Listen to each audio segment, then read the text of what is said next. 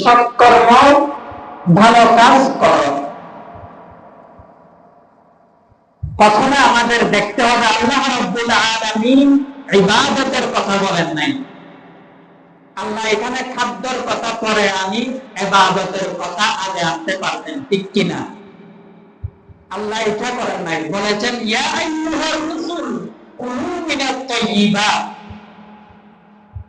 নবী রাসূলগণ কখনো আমাদের এই বিশ্বাস খারাপ কাজ হারাম কাজের ধারে কাছেও যাবেন না, ঠিক কিনা? আহলে সুন্নাত ওয়াল জামাতের আকীদা হচ্ছে এটা। কারণ আল্লাহ রাব্বুল আলামিন প্রত্যেক নবী রাসূলগণকে মাসুম নিষ্পাপ হিসাবে দুনিয়ার মধ্যে পাঠিয়েছেন, সুবহানাল্লাহ। তাদেরকে কোনো গুনাহ কাজ করতে পারবে না। তারপরও আল্লাহ রাব্বুল আলামিন সতর্ক করতেছেন, হে নবী রাসূলগণ কুলু মিনাত তাইয়্যিবাত, ভালো খাদ্য হালাল রিজিক উপার্জনের মাধ্যমে বেস্ট খাবারটা আপনি গ্রহণ করুন। ওয়া'মালু সালিহান, এবং আমলে সালেহ সৎকর্ম ভালো কাজটি করুন। সুবহানাল্লাহ। ইন্নী বিমা তা'মালুনা আলীম, নিশ্চয় আপনি যা করেন আমি যা করি সবকিছুর খবর জানেন কে? আল্লাহ। কিরামান কাতিবিনা ইয়ালামুনা মা তাফআলুন। রব্বুল আলামিন আমাদের দুই কাঁধের মধ্যে সম্মানিত দুইজন লেখক, দুইজন ফেরেশতা নিয়োজিত করে রেখেছেন। এই জন্য প্রতি সেকেন্ডের প্রতি মুহূর্তের খবর রিপোর্ট লেখার জন্য। সুবহান। আপনি আপনার পিতামাতা, আপনার উস্তাদ, আপনার প্রতিবেশী, আপনার আত্মীয় স্বজনদেরকে, প্রশাসনকে ফাঁকি দিতে পারবেন, মগর আমার আল্লাহকে ফাঁকি দেওয়ার কোন সুযোগ নেই। সুবহান। ইয়ালামুনা মা তাফআলুন, আমরা যা করি যা করব সবকিছুর খবর জানেন কে? আরো জোরে বলেন কে? আল্লাহ। সেজন্য আল্লাহ রাব্বুল আলামিন সূরা বাকারার 176 নম্বর আয়াতের মধ্যে আবার আয়াত নাযিল করেছেন, ইয়া আইয়ুহান নাস কুলু মিম্মা ফিল আরদি হালালান তাইয়্যিবা। ইয়া আইয়ুহান নাস, প্রথমে নবীদেরকে ডাক দিয়েছিল সূরা মুমিনুনের মধ্যে। সূরা বাকারার 176 নম্বর আয়াতে আবার যখন আয়াত নাযিল করতেছে তখন বলতেছে ইয়া আইয়ুহান নাস, সমস্ত মানব জাতিকে আবার ইন্ডিকেট করে বলতেছে কুলু মিম্মা ফিল আরদ, জমিনের মধ্যে হালালান তাইয়্যিবা, তোমরা যা গ্রহণ করবা হালাল এবং ভালো খাদ্য গ্রহণ করো। সুবহান। আচ্ছা বলেন, হালাল এবং ভালো, গরুর গোশত হালাল নাকি হারাম? হালাল, কোনো সন্দেহ নাই। তবে আপনি গরুর গোশত রান্না করা ছাড়া কেটে খাওয়া হালাল না হারাম? হারাম। সেজন্য হালাল এবং ভালো, খেতে তো আর মাছ মাংস আমরা খেতে পারবো না, এটাকে পাক করতে হবে। আমাদেরকে পূত পবিত্র খাদ্য গ্রহণ এই জন্য করতে বলেছেন, ইবাদত এবং দোয়া কবুল হওয়ার একমাত্র শর্ত হচ্ছে হালাল রিজিক ভক্ষণ করা। এই ছাড়া আপনি যত ইবাদত যত দোয়া করি না কেন সব আসমানের নিচে জমিনের উপরে পেন্ডিং অবস্থায় থেকে যাবে, ঝুলন্ত অবস্থায় থেকে যাবে। নয়তো আজকে বড় বড় উলামায়ে কেরাম মুমিনরা দোয়া করতেছে, দোয়া কবুল হচ্ছে না কেন? দোয়া কবুল হওয়ার, ইবাদত কবুল হওয়ার কিতাবের মধ্যে অনেক শর্ত শরায়েত রয়েছে। এক নম্বর শর্ত আকলে হালাল। আপনার আমার খাদ্যটা সঠিক আয় থেকে হালাল উপার্জন হতে হবে, ঠিক কিনা? টেন্ডারবাজি, রাহাজানি, আপনার ছেলে শহর থেকে এসেছে আপনার জন্য গরুর গোশত, খাসির মাংস, বাজারের মধ্যে বেস্ট সর্বোচ্চ হায়াত, আজকে মাছের বাজারের মধ্যে যেটা সর্বোচ্চ ওটা নিয়ে এসেছে। আপনি পিতা মাতা রান্না করে দুপুরে ঘুমার পরে রিল্যাক্সে খাদ্য গ্রহণ করতেছেন। আপনি এই খবর জানেন আপনার ছেলে এত টাকা ইনকাম করে না। আপনি একবারের জন্য পিতা মাতা হয়ে প্রশ্ন করলেন না, হে প্রিয় বৎস, হে আমার সন্তান, তুমি এই টাকা কিভাবে, কোথা থেকে ইনকাম করেছ? এত দামি দামি বাজার এনেছ, এই টাকা কোথায় পেয়েছ? এই প্রশ্ন করি নাই, আরো তাকে বাহবা দিচ্ছি না।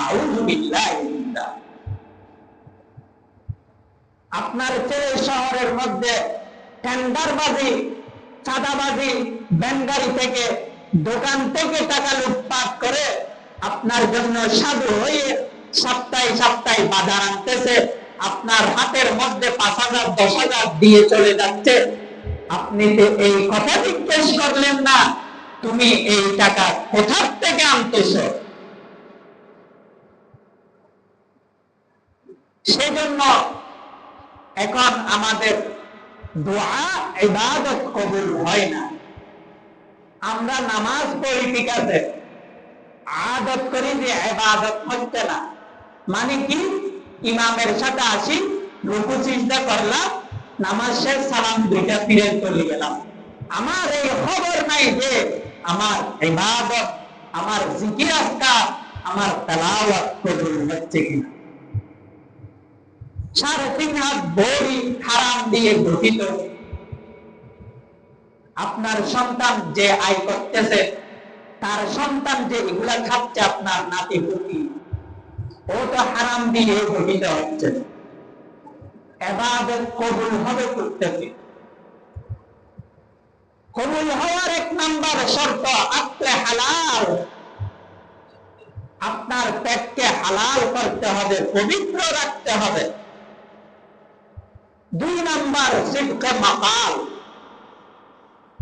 ইবাদত আপনার জিন্দেগি সুন্দর হওয়ার জন্য আপনার জবানকে পরিষ্কার করতে হবে।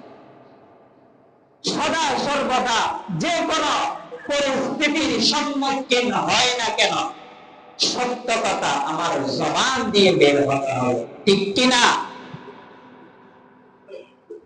অনেক শর্ত রয়েছে, এই 2টি শর্ত মনে রাখবেন, আকলে হালাল, সিদকে মাকাল। যেমনি তালেবে ইলম, একজন ছাত্র যখন তলবে ইলম হবে, ইলমকে সত্যিকার ভাবে তলব করবে। এখন তো মাদ্রাসার মধ্যে আমরা দেখি ছাত্র একটা নাম লেখায়, ঘন্টার কোনো খবর নাই, পরীক্ষার সময় এসে উপস্থিত হয়, ঠিক কিনা?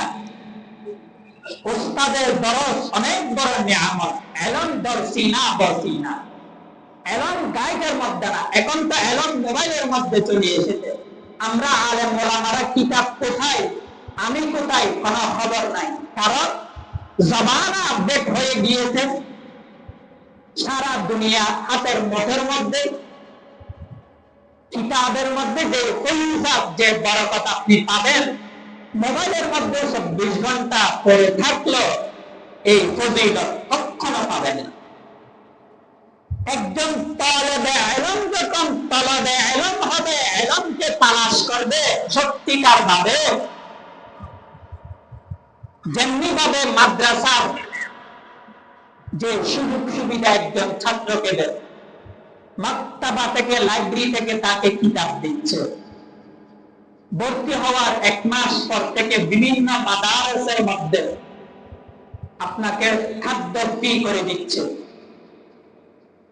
হয়তো সিস্টেমের জন্য 400-500 টাকা নিচ্ছে, আপনার থাকার ব্যবস্থা করে দিচ্ছে।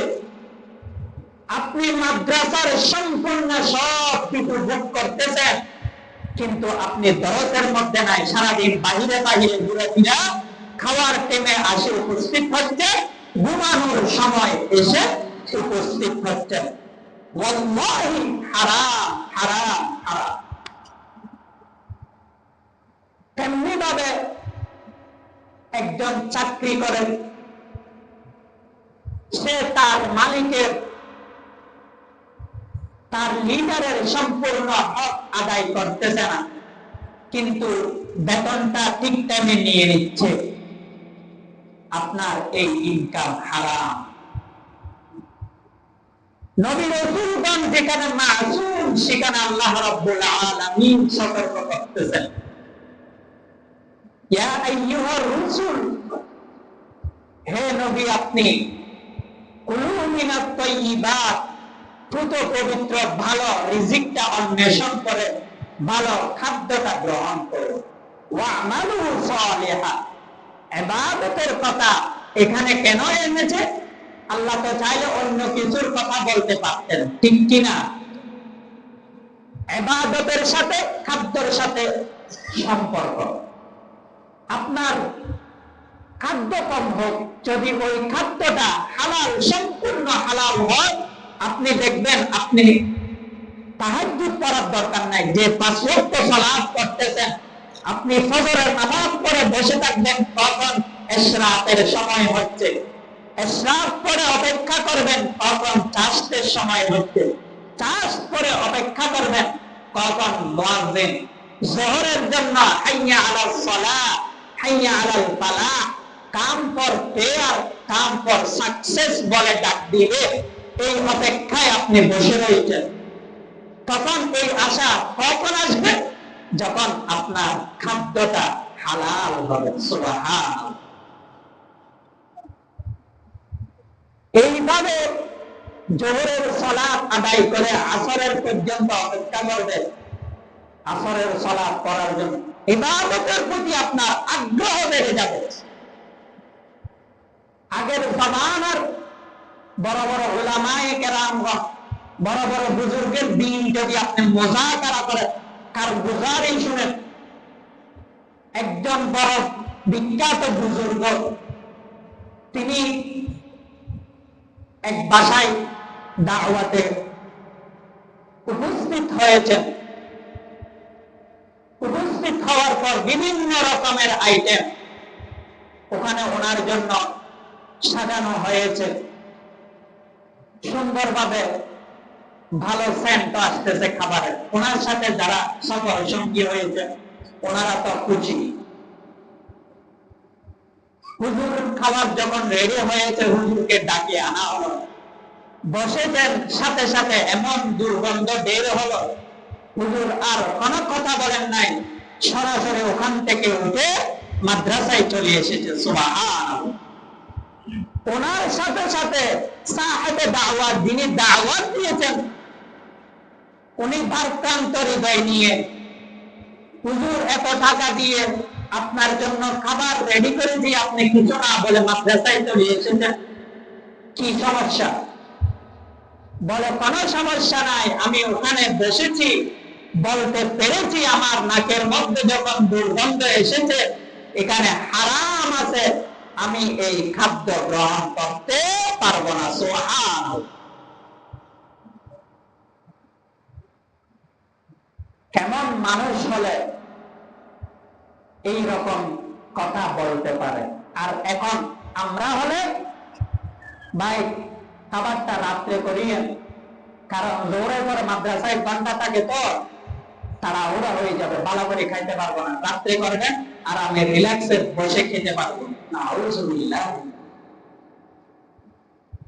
দাওয়াত দিচ্ছে শুক্র নাকি ঘুষখোর, টেন্ডারবাজ, খার বাসা তালাশ করি না, চলে যায়। সেজন্য আলেম বলেন, জেনারেল বলেন, আমরা ওয়াজ করি এখন কোন হেদায়েত নেই। ওয়াজ করি যতক্ষণ ওয়াজ ততক্ষণ, ওয়াজ ওয়াজ হয়ে যায় চার দেওয়ালের মধ্যে, প্যান্ডেলের মধ্যে যতক্ষণ কথা বলে ততক্ষণ। কারণ যে ওয়াইজ স্পিকার তার নিজের আমল নাই, তার নিজের 3.5 হাত বডি ঠিক নাই, সে আরেকজনকে কি ওয়াজ করবে? আগের জামানার মধ্যে যে রকম হুলুসিয়ত তাকওয়া নিয়ে ওয়াজ করতে, অডিয়েন্সের শ্রোতার চোখের দিয়ে জল গড় করে পানি বের হয়। হেদায়েতের জন্য এগুলাই যথেষ্ট। قال رسول